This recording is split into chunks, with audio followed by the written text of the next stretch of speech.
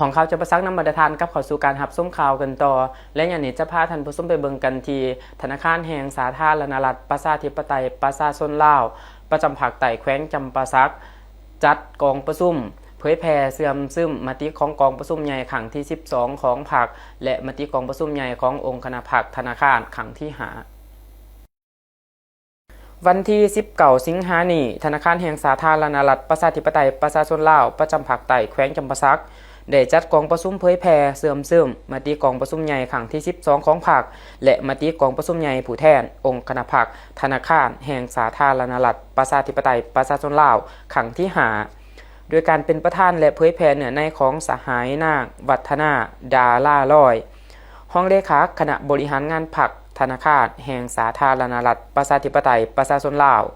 มีคณะพรรคมีหัวหน้ากรมห้องกรมมีหัวหน้าสาขาธนาคารแขวงภาคใต้และสมาชิกพรรคพร้อมด้วยพนักงานและตะกรเขาร่วมซึ่งในกองประชุมสหายไซลือซาพุยยวงศ์หัวหน้าธนาคารแห่งสาธารณรัฐประชาธิปไตยประชาชนลาวภาคใต้ได้กล่าวต้อนรับและรายงานโดยสังเขปเกี่ยวกับสภาพการเคลื่อนไหวเวียกงานของธนาคารแห่งสาธารณรัฐประชาธิปไตยประชาชนลาวประจำภาคใต้ในระยะ6เดือนต้นปีพร้อมทั้งผ่านทิศทางแผนการ6เดือนท้ายปีซึ่งยกให้เห็นถึงผลสำเร็จของการสีนำผ้าของคณะพรรคในแต่ละระยะ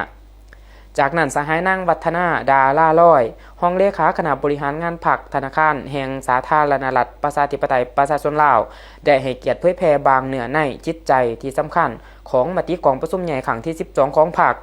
ซึ่งเป็นเข็มทิศเยี่ยงทางให้แก่การพัฒนาเศรษฐกิจสังคมของศาสตร์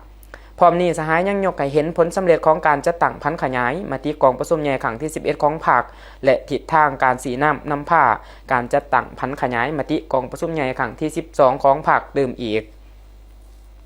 นอกจากนั้นกองประชุมยังได้รับฟังการเผยแพร่ผลสำเร็จกองประชุมใหญ่ผู้แทนองค์คณะพรรคธนาคารแห่งสาธารณรัฐประชาธิปไตยประชาชนลาวครั้งที่5ติดพันกับเนื้อในรายงานการเมืองและรับฟังการเผยแพร่แผนพัฒนาระบบสถาบันการเงินตราในระยะ5ปีก็คือปี2026หาปี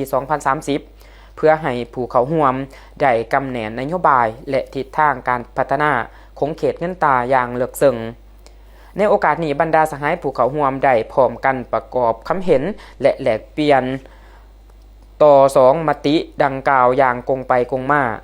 ซึ่งภายหลังที่สหายนางวัฒนาดาล่าลอยได้มีคำเห็นเจาะจีบบางปัญหาสำคัญนอกจากนั้นสหายห้องเลขาคณะบริหารงานพรรคแห่งธนาคารยังได้เผยแพร่แนวคิดสีนำของสหายทองรุ่นศรีสุฤทธิ์เลขาธิการใหญ่ประธานประเทศเกี่ยวกับการเสื่อมซึมและพันขยายมติกองประชุมใหญ่ผู้แทนทั่วประเทศครั้งที่12ของพรรคประชาชนปฏิวัติลาวพร้อมทั้งได้มีคำเห็นโอลมโดยเน้นนักให้คณะพรรคคณะนำและพนักงานธนาคารแห่งสาธารณรัฐประชาธิปไตยประชาชนลาวภาคใต้ทุกสหายจงนำเอาเนื้อในจิตใจของกองประชุมครั้งนี้ไปพันขยายเขาในการปฏิบัติหน้าที่เวียกงานตัวจริงให้มีผลสำเร็จอย่างเป็นรูปธรรม